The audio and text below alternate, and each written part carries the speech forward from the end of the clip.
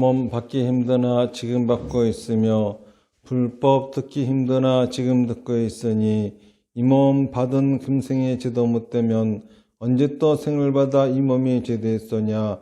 스스로 부처님께 기하여 받들어 모시고 원어군대 중생들과 더불어 대도를 체득하여 무상의 뜻을 바라겠노라. 스스로 법에 기하여 받들어 모시고 원어군대 중생들과 더불어 대인들을 통례하여 이 바다와 같이 하겠노라. 스스로 승가에 기하여 받들어 모시고 원어군대 중생들과 더불어 대인들을 통례하여 모든 것에 막힘없도록 하겠노라. 무사하고 심심한 묘법은 백천만급이 되어도 만나기 힘이 드나 나는 지금 보고 듣고 하여 얻을 수가 있었으니 원어권대 부처님의 진실한 뜻에 득하여 받들어 모시겠노라. 나무 아미타불 나무 아미타불 나무 아미타불. 제가 저번 시간에 인생을 자동차 여행에 비유를 해서 말씀드렸었죠. 자동차 여행에는 자동차와 운전수와 여정이 있습니다. 그 자동차에 해당하는 것이 몸이죠. 말과 행동이죠. 운전수에 해당하는 것은 생각이고 여정에 해당하는 것은 태어나서 죽는 거기까지의 탄생으로 시작해서 죽음으로 끝을 맺는 그것이 이제 인생 여정이 되는 거죠. 인생도 병이 든다 그랬습니다. 이걸 업장이라고 했는데 자동차 여행이 병이 든 상태는 여행을 할 수 없는 상태죠. 그러니까는 자동차가 망가진 경우, 또 운전수가 병이 든 경우, 또는 여정이 틀어진 경우 이런 것들이 있겠죠. 그런 것처럼 인생이 병이 들었다라고 하는 것도 먼저 운전수가 병이 든 케이스는 생각이 병이 든 거예요. 생각이 병이 들었다고 하는 거는 자기 생각이 없는 거예요. 내가 없는 거예요. 남의 생각이만 있는 거죠. 그리고 자동차가 병이 들었다라고 하는 것은 몸이 병이 들었다는 건데 이거는 말과 행동이 병이 들었다는 겁니다. 그거는 자기 생각이 아닌 다른 사람의 생각을 말하고 행동하고 있는 경우죠. 여정이 병이 들었다고 하는 것은 어른이 되었는데 어른이 아니고 결혼했는데 남편과 아내가 아니고 아이를 낳았는데 아버지와 어머니가 아니고 늙었음에도 불구하고 살아온 경험이 미천해가지고 아무런 지혜가 없고 이러한 상태가 바로 여정이 병이 든 거죠. 이제 오늘은 그 중에서 그 어른, 도대체 어른이 되어서도 어른이 아닌 경우가 어떤 경우인가 이 부분을 보려고 그래요. 자, 어른을 우리가 성인이라고 그러죠. 성인이라고 하면은 이룰 성자 사람인자 사람이 되었다라고 하는 겁니다. 이 소리는 그 사람은 태어나면서부터 사람이 아니라는 거예요. 인간의 성품, 인성이라고 하는 거죠. 이거는 태어나면서부터 갖추는 것이 아니라 일정한 기간 동안에 배워야 되는 겁니다. 그래서 다른 짐승들은 그들의 성품을 갖고 태어나기 때문에 아무리 사람이 키워도 사람이 되지 못하지만은 인성은 갖고 태어나는 것이 아니기 때문에 사람으로 태어났다 하더라도 늑대가 키우면 늑대가 되고 침팬지가 키우면 침팬지가 되고 개가 키우면 개가 되어버리고 이것이 이제 인간이라고 하는 거죠. 그래서 그러면은 인성이라고 하는 거, 인간의 성품이라고 하는 게 뭔지 그 부분에 대해서 이제 얘기를 할 텐데 인성이라고 하는 것은 사람의 성품, 사람이 갖고 있는 특징이라고 할 수 있겠죠. 이 세상은 생물과 무생물로 구분되어지는데 그 중에 사람은 생물에 속합니다. 그러니까 생물이 갖고 있는 특징을 가지고 있죠. 생물은 또 식물과 동물로 구분하는데 인간은 동물에 속합니다. 그러니까는 동물이 갖고 있는 특징을 가지고 있겠죠. 동물은 또 사람과 짐승으로 구분합니다. 그러니까는 근데 그 짐승에는 또 날짐승, 길짐승, 물짐승이 있어요. 물에 살면 물짐승이고 날아다니면 날짐승이고 기어다니면 길짐승이에요. 사람은 물에 살지도 않고 기어다니지도 않아요. 그렇다고 날지도 못합니다. 그러니까는 그런 특징은 있는 게 아니라 인간만의 특징이 있겠죠. 그러면은 그런 짐승하고 다른 두 발로 서서 걷는다든지 직립보행을 한다든지 이게 그러면 인성이냐? 그렇지는 않아요.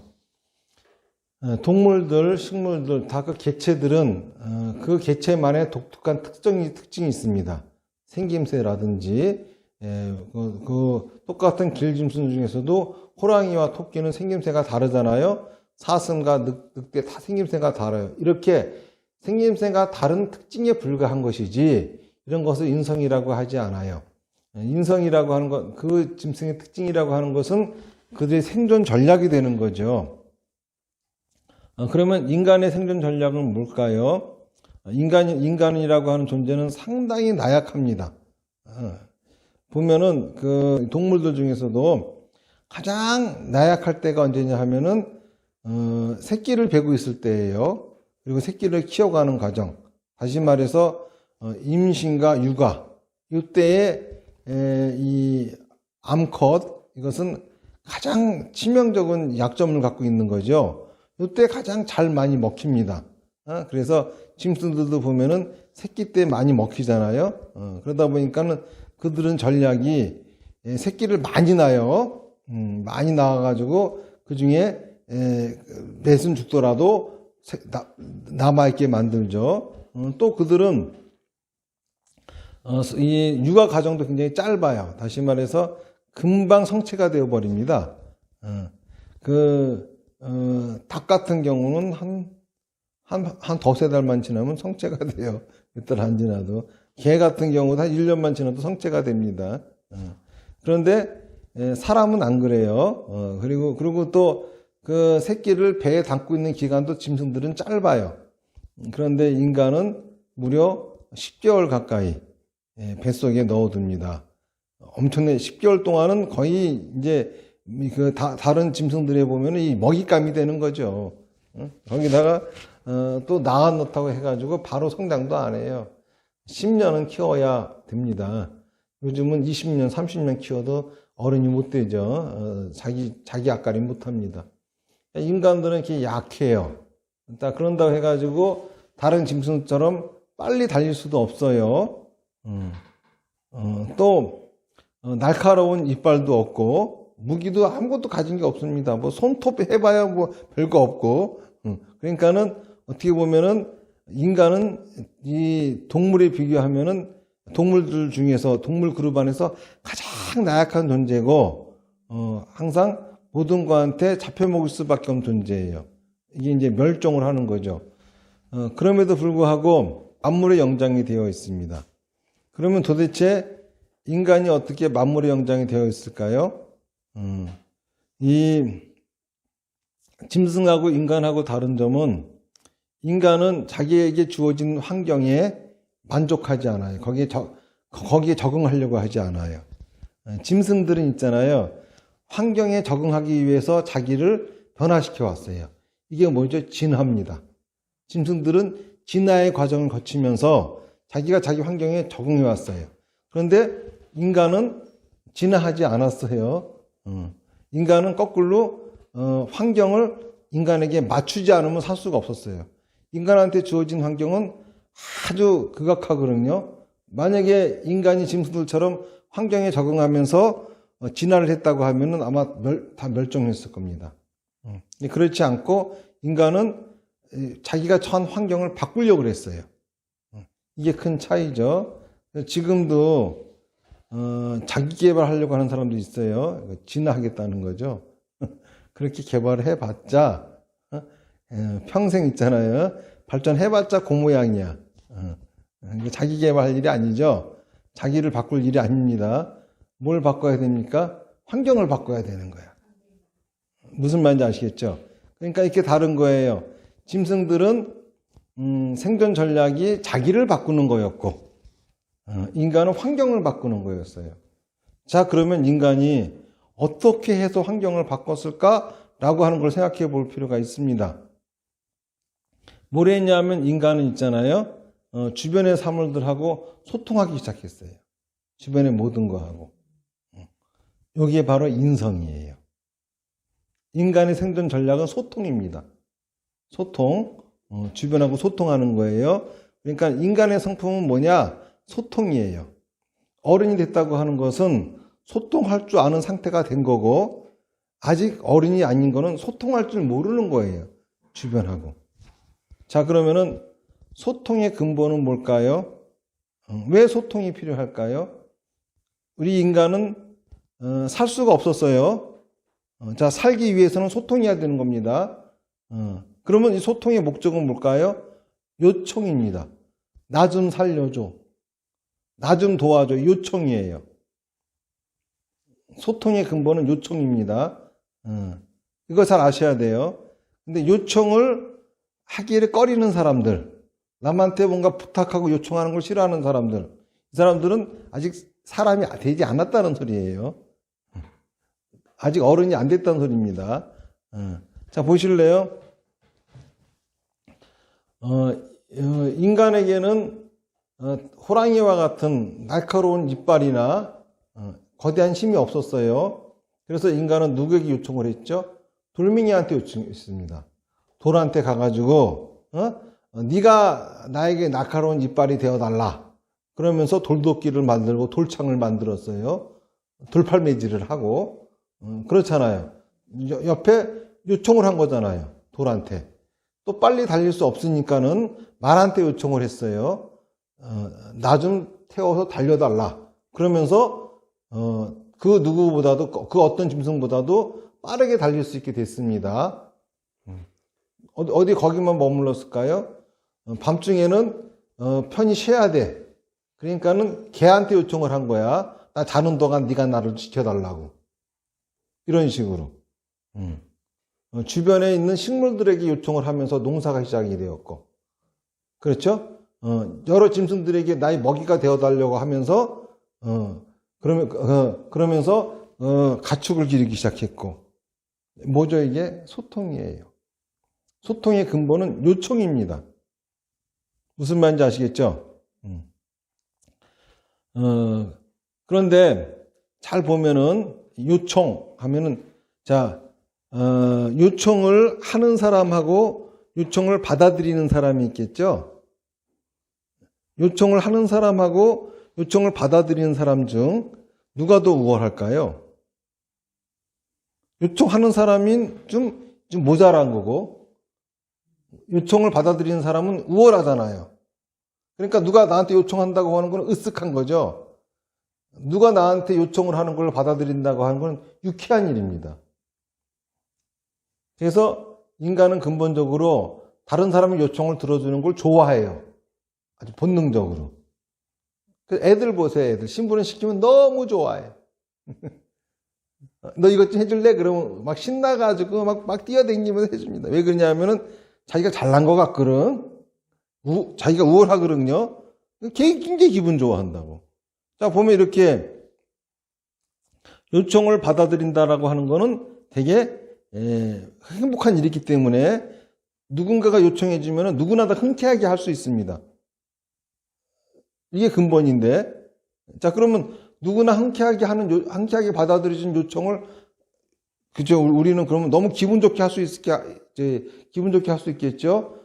내가 요청을 하면 사람들이 다 좋아하니까는. 그런데 문제는 그 누구나 좋아하는 그 요청을 거절하는 사람들이 있다는 거예요. 그러면 문제는, 요청을 하는 사람은 상당히 상처를 받아요. 그런데 더 중요한 거는 요청을 거절하는 사람도 상처가 크다는 소리예요. 내가 요청을 했을 적에 상대방의 요청을 흔쾌히 받아들여주지 않을 적에는 나만 상처받는 게 아니라 요청을 거절한 사람도 사실은 심한 상처를 받고 있다는 겁니다. 그러니까는 우리가 요청에 대해서 두려워하는 이유는 서로 상처를 남기기 때문에, 심한 상처를 남기기 때문에 요청하는 것도 꺼리고 또 누가 나한테 요청이 오는 것도 두려운 거예요. 그러면 도대체 왜 그 좋은 요청을 그치? 거절할까? 그래서 서로에게 자기도 상처를 받아가면서도 거절할까? 하는 거예요. 여기에서 이제 요청의 노하우가 필요한 거죠. 요청의 노하우. 자, 내가 누군가에게 뭘 요청했습니다. 근데 그 사람이 거절할 적에는 왜 거절할까요? 자기가 할 수 없는 일을 요청한 거야. 자기가 절대 할 수 없는 걸 요청한 거야. 예를 들어서 엄청나게 무거운 돌이 있어. 이거를 힘이 약한 사람한테 저것 좀 들고 있으래. 그러면은 엄청난 상처죠. 근데 힘이 센 사람한테 들고 있으래. 그러면 우쭐해서 들고 있습니다. 기분 좋아, 이건. 나 힘 세지. 그쵸? 근데 할 수 없는 사람한테 들으라 그래. 그러면은 이 사람은 자기가 들 수 없는 거 없잖아요. 그럼으로써 그 사람의 요청을 들어줄 수 없음으로써 나는 모자란 사람. 되려 우월감을 느끼지 못하고 열등감을 느끼게 됩니다. 그렇잖아요. 원래 요청을 들어주는 사람이 우월감을 느껴야 되는데, 요청을 들어주려고 하는 사람이 우월감이 아니라 열등감을 느끼게 만들면 안 되겠죠. 그러니까는 뭔가를 요청할 적에는 먼저 그 사람이 잘 할 수 있는 일인지 아닌지 먼저 파악을 해야 됩니다. 그 사람이 잘 해줄 수 있는 일을 요청을 해야 돼요. 우리가 이 명함을 주고받잖아요. 그러면 거기에 뭐가 써 있죠? 그 사람이 무슨 일을 하는지 써 있어요. 그거를 잘 보면은 이 사람한테 내가 어떤 요청을 하면 이 사람이 흔쾌히 들어줄지를 알 수가 있어요. 예를 들어서 어떤 사람 명함을 딱 받았더니 꽃가게 주인이야. 그럼 그 사람한테는 뭘 요청을 해야 되죠? 좋은 꽃을 싸게 사는, 좋은 꽃 내가 좀 싸게 살 수 있어? 이런 거 요청하면 되게 좋아합니다. 신바람이 납니다. 그렇잖아요. 그리고 이 명함을 받더니 이 사람은 집을 짓는 사람이야. 그러면은 나 집 좀 예쁜 집 좀 지어줘 달라고 요청을 하면은 신나죠. 이런 사람들은. 의사야. 그러면 그 명함을 보고 어느 병원이 있죠? 나 어디가 아픈데 이것도 고쳐요? 신나죠. 이런 식으로. 명함을 주고받는 이유는 왜 주고받느냐 하면은 내가 그 사람한테 뭘 요청할지를 상대방이 이런 거 나한테 요청해 라고 서로 소통하기 위해서 첫 번째 이걸 밟는 거예요. 첫 번째 그쵸? 과정. 다른 거 요청하지 마. 이거 요청해. 이런 거죠. 예를 들어서 내가 돈이 없어서 돈을 꿔야 돼. 그런데 집 짓는 사람한테 돈 꿔달라 그러면 싫어하죠. 꽃가게 주인한테 돈 꿔달라 그러면 싫어합니다. 근데 이 사람이 그 은행에서 근무하는 사람이야. 그러면 돈 좀 꺼줘. 그러면 만약에 투자회사 이런 데 있는 사람들은 지금 할당량이 떨어져 있어. 너 몇천억. 이거 너 이번 달 안으로 다 써야 돼. 누구한테 꺼줘야 되는 거야. 그러면 이제 돈 꺼줄 때를 찾고 앉아 있는데 마침 누가 꺼달래. 그러면 신나는 거죠. 그다음부터 이제 내가 꺼줄 수 있는지 없는지 점검하는 거야. 이런 거잖아요. 그렇잖아요. 그러니까 명함을 딱 받았는데 무슨 투자증권에서 내가 이 사람한테 돈을 꿀 수 있겠구나 생각하면 되는 거죠. 그러면서 물어보는 거야. 저리로 싸게 쓸 수 있는 좋은 돈 좀 한번 찾아봐. 이런 식으로. 그럼 그 사람은 수수료도 받으면 열심히 찾아줍니다. 신나합니다. 그 일만 찾으러 다니니까. 이런 식이야. 그러니까는 우리가 명함을 주고받는 이유는 먼저 첫 번째 요청에서 그 사람이 뭘 잘하고 있는지 이거를 파악하기 위한 겁니다. 내가 뭘 요청해야 할지를 파악하는 거예요. 자, 그래서 그 사람이 잘할 수 있는 일을 내가 알고서 요청을 했습니다. 그럼에도 불구하고 거절하는 경우가 있어요. 왜 그럴까요? 요청을 들어줄 수 없을 때야. 지금 형광등 갈고 있는데 자꾸 옆에서 뭐 좀 갖다 달래 그러면 짜증나잖아요. 이런 것처럼 상황이 지금 요청을 들어줄 수 없는 상황인데 뭔가 요청한다고 하면은 거절할 수밖에 없어요. 그러면 둘 다 상처받습니다. 그러니까 그 다음에는 뭘 봐야 되죠? 저 사람이 지금 내 요청을 들어줄 수 있는 상황인지 상황이 아닌지를 파악해야 됩니다. 자, 그래서 저 사람이 잘할 수 있는 일이야. 저 사람이 흔쾌히 해줄 수 있는 일이야. 그리고 지금도 보니까 상황도 딱 좋아. 요청을 했습니다. 그런데 또 거절해. 어떤 경우일까요? 어떤 경우냐 하면은, 원래 이 요청을 하는 사람은 자세를 낮춰야 돼. 그리고 요청 받아들이는 사람이 우월감을 느끼게 요청해야 돼요. 그런데 그 자세로 고압적으로 야 이거 해! 이런 식으로 요청을 해요. 그러면 그렇게 기분 나쁘겠죠. 해주고 싶다가도 정내면 뚝 떨어지니까 못하겠는데요. 다시 말해서 요청을 할 적에는 자세를 낮추고 상대방을 높여라 이겁니다. 애들한테도 한 대 줘봐가면서 해 그러면 안 해. 그렇잖아요. 근데 해주세요 그러면 신나서 합니다. 무슨 말인지 아시겠죠? 모든 요청은 내가 요청할 적에는 나 스스로가 내 자세를 낮추고 상대방을 올리면서 요청을 하라 이겁니다. 우리가 뭐 회사나 그런 데서도 그렇잖아요. 그런 데서도 그 뭔가 일을 시킬 적에도 요청하는 거잖아요. 근데 자기가 뭐 높은 지위에 있다고 해가지고 야 너 이거 해 이러는 것보다도 이것 좀 해주세요.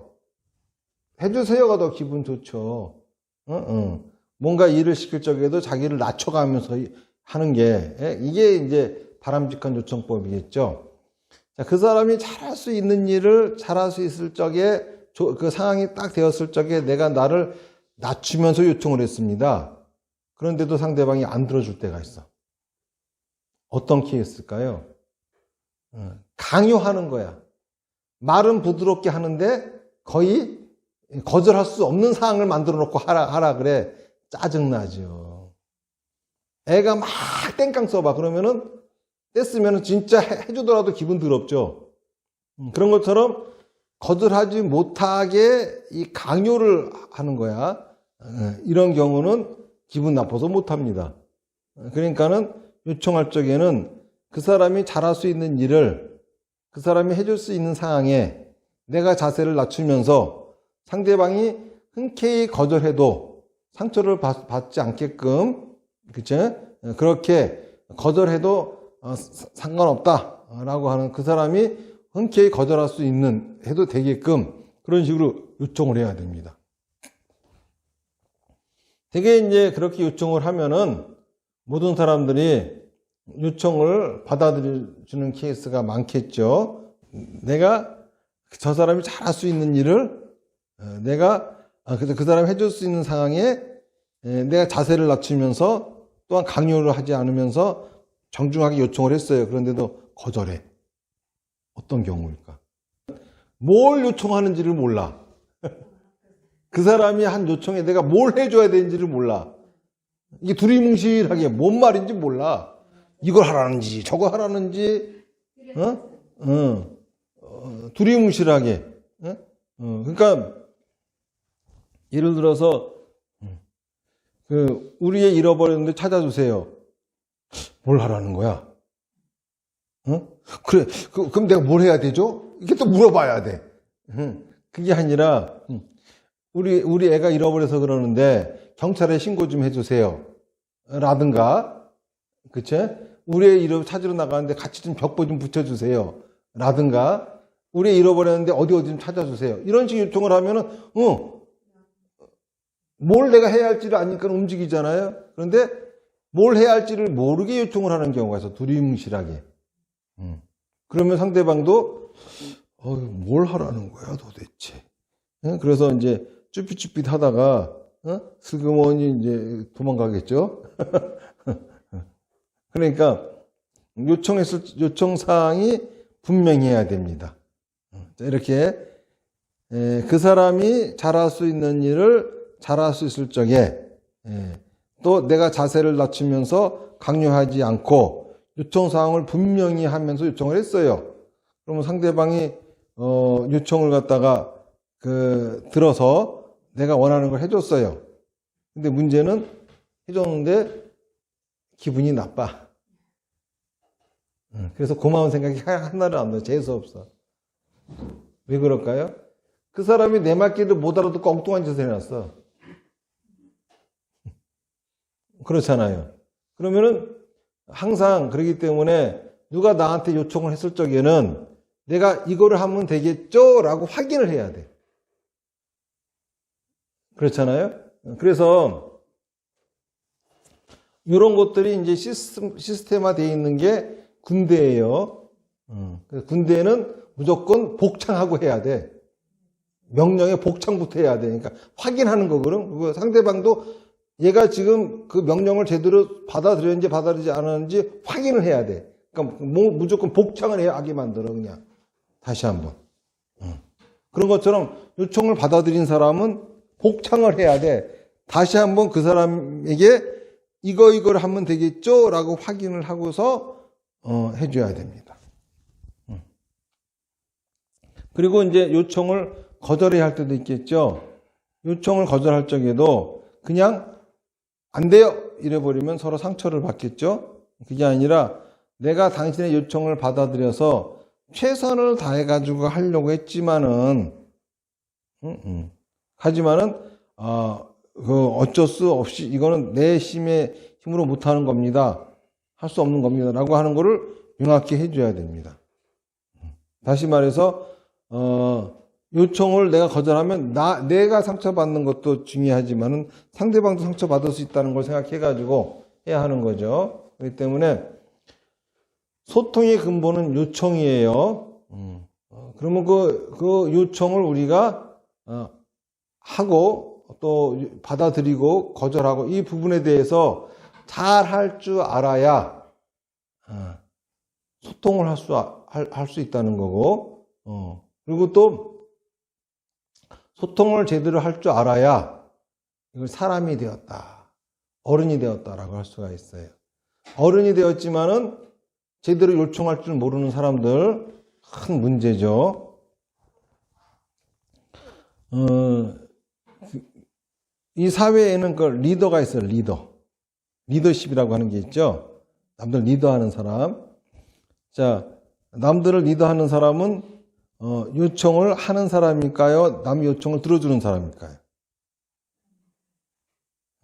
그렇죠? 우리는 리더가 되기 위해서 다른 사람들에게 요청을 많이 들어주는 사람이 인기가 있고 리더가 될 것 같죠? 절대 안 그래요.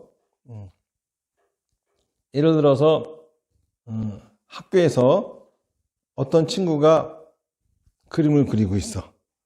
내가 봐도 너무 잘 그려. 그래서 내가 저 친구하고 좀 친하게 지내고 싶고 내가 좀 저 친구한테 너는 참 괜찮은 놈이야 이런 말을 듣고 싶어. 그래서 탁 가가지고 야, 너 진짜 그림 잘 그린다. 근데 말이야, 요 부분만 개선하면 너 그림 더 좋아질 텐데 이렇게 도와주려고 그래. 그 순간 그 친구에게는 재수없는 놈. 저 역겨운 놈. 그런 생각밖에 안 들어요. 옆에 친구가 있는데 축구를 너무 잘해. 그런데 내가 딱 보니까 내가 축구를 좀 아는데 제가 요 부분만 좀 개선을 하면은 축구를 더 잘할 것 같아. 그래서 야, 너 진짜 축구 너무 잘한다. 네가 앞으로 더 큰 선수가 되려면은 요 부분만 네가 개선하면 되겠다. 야. 그 순간 그 친구는 저 새끼 뭐야 저가. 재수 들어온 놈. 인기 없어져요. 왕따 당합니다. 그런데 그렇게 하는 게 아니라 그림 잘 그리는 친구 딱 보고 야, 너 그림 너무 잘 그린다. 나도 하나만 그려줘. 나도 하나만 그려줘. 쫓아다녀봐. 그러면은 갑자기 호감이 확 가. 저놈 좋은 놈. 뭔가 기분이 좋아. 그치? 자기가 우월해지고 그래 하나 그려줄까? 그럼 야 고마워 막 이러면서 너무 걔하고 막 친해지고 싶어져 갑자기. 축구를 되게 잘하는데 그걸 보고 야 너 너무 잘 찬다. 나도 좀 가르쳐줘. 이러면 같이 또 공 갖고 또 놀아요 또. 이러면서 친해져. 애들이 누굴 좋아하냐면은 자기를 도와주는 사람을 좋아하지 않아요. 자기한테 도움을 요청하는 사람들을 좋아한다고. 이 리더라고 하는 거는 뭐죠? 리더는 능력 있는 사람이 아니야. 혼자서 100사람분의 일을 할 수 있을 정도로 능력이 뛰어나. 이런 사람은 모든 인간들이 재수없어 합니다. 아주 싫어해요. 절대 리더가 될 수 없는 사람이야. 그런데 진짜가 리더는 능력이 별로 없어. 하나도 없어. 능력이 없으니까는 혼자 못 살아요. 인성이 잘 갖춰졌겠죠? 인성이 뭐라 그랬습니까? 소통이라 그랬어. 요청하는 사람이라 그랬어. 그러니까는 100사람한테 요청을 해. 야, 이것 좀 해줄래? 너 이것 좀 해줄래? 너는 이것 좀 해줄래? 다 요청을 해. 그래서 100명이 모여가지고 그 프로젝트가 완성이 돼요. 그리고 그 100명은 저 사람이 시키는 일은 저 사람이 나한테 요청하는 일은 기분이 좋아. 뭔가 자기가 인정받은 느낌이야. 그런다고 한다고 하면은 사람들이 그 사람하고 일하는 거 좋아하겠죠? 그러면 저절로 다 그 사람이 부하가 되는 거야, 그냥. 그리고 그 사람하고 일하는 게 너무 즐거우니까는 다른 데 가려고도 안 해요. 그렇잖아요. 그러니까는 인생에 있어가지고 진정한 리더는 남의 요청을 들어주는 사람이 아니라 남에게 요청할 줄 아는 사람이에요. 자, 그러려면은 남에게 요청을 하려면은 어떻게 할까요? 상대방의 장점을 봐야 될까요? 단점을 봐야 될까요? 그렇죠. 남을 가리키려고 하는 사람은 그 사람의 단점만 봐요. 참 재수 없습니다. 이런 사람들은 기본적으로 뭐냐 하면은 인성이 망가진 사람들이야. 여러분들 주변에 자꾸 나를 가리키려고 달겨드는 사람 있잖아요. 그 사람 보면서 이렇게 생각하면 됩니다. 너는 아직 사람이 덜 됐구나. 너는 인성이 꽝이구나. 근데 상당히 많아요. 많은 사람들이 가리키려고 그러지 배우려고 하는 사람은 거의 없어. 이 소리는 뭐죠? 상당히 많은 숫자의 인간들이 인성을 갖추지 못했다라고 하는 걸 의미하는 겁니다.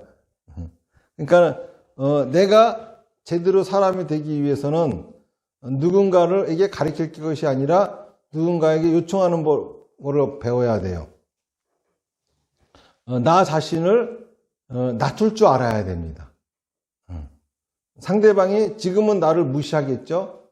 내가 부탁을 하고 요청을 하니까는, 하지만은, 그들이 나를 무시하는 그 무시는, 그쵸? 조금 지나면은 경외심과 존경심으로 바뀌게 됩니다. 왜냐하면 많은 사람들한테 인기가 있거든. 그러면 나도 저 사람하고 친해지고 싶단 말이에요. 인간이 돌하고 소통하기 시작했죠. 그때 인간이 돌의 단점을 봤을까요? 장점을 봤을까요? 사람과 돌 중에 누가 더 장점이 많을까요? 사람이 많아요. 돌은 인간이 갖고 있는 장점보다 단점이 더 많아요. 그럼에도 불구하고 사람은 돌의 장점만 봤어.